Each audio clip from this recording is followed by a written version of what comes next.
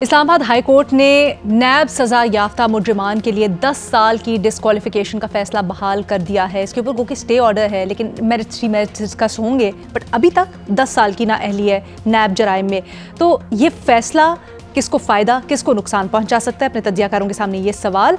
मज़ीद साहब, पहली तो चीज़ ये कि नैब के बारे में तो सभी वो हैं कि नैब जिस तरह पोलिटिसाइज होती है, मेरी हुकूमत है तो मेरी नैब है, किसी और की हुकूमत है तो किसी और की नैब है।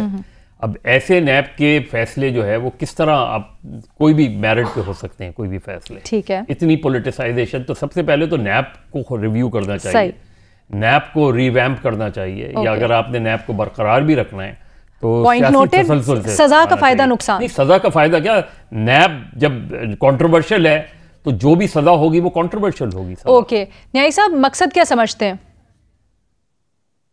देखिए, मदरसा जो बात की, मैं इसको एक और जावी से बताता हूँ कि नैब जो है वो, अगर मैं अल्फाज से बगैर बताऊं तो नैब हमेशा उनके हाथ की छड़ी या जेब की घड़ी रहते हैं और उसमें उनको बड़ा इन्फ्लुएंस होता है। ये ठीक है कि कभी कभी जो दूसरी सियासी जमातें होती हैं तो प्राइम मिनिस्टर हेड होता है तो उसमें वो उनका मंतखल होता है। अब निगरान हुकूमत हो या नैब हो या इवन इलेक्शन कमीशन के हो, तो इसलिए मैं कह रहा हूँ तरमीम आ ही रही है। अच्छा महमल जी अरीना, देखिए मेरे ख्याल में नुकसान तो इमरान खान साहब को ही होगा, क्योंकि ये जो अल कादिर ट्रस्ट का केस है 190 बिलियन पाउंड वाला, ये वैसे ही काफ़ी एक स्ट्रॉन्ग केस है।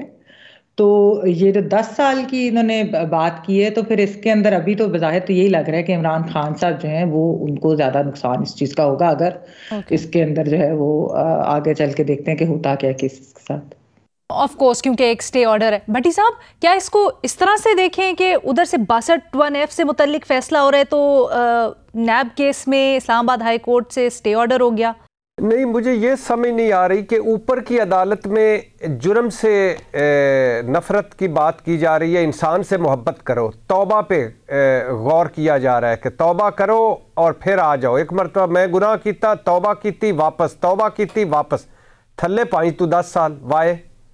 क्या ये नीचे क्यों हो रहा है और ऊपर क्यों नहीं? नीचे वाला जो नैब का मुल्ज़म है उसको तौबा का मौका दें, पूरे मुल्क को तौबा का मौका दें, एक मरतबा सारी जेलों में जाएं।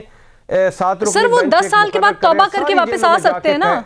तौबा की मुद्दत होती है ना, जैसे किसी को 1 साल की मुद्दत मिली, किसी को 4 साल की मुद्दत, तो इन्होंने तौबा की मुद्दत रख दी 10 साल। अच्छा, अब नैब का मुल्ज़म जो है वो 10 साल और ऊपर जो है वो झूठ बोलने वाला वो 5 साल। वाह, तो फिर एक कर दो, दोनों को एक कर दो।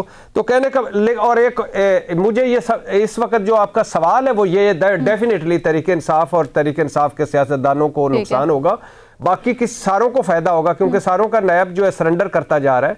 और आखिरी बात, एक सवाल वैसे छोड़े जा रहा हूं कि क्या हुक्मरान को सच्चा और ईमानदार नहीं होना चाहिए, झूठ से इज्तनाब नहीं करना चाहिए?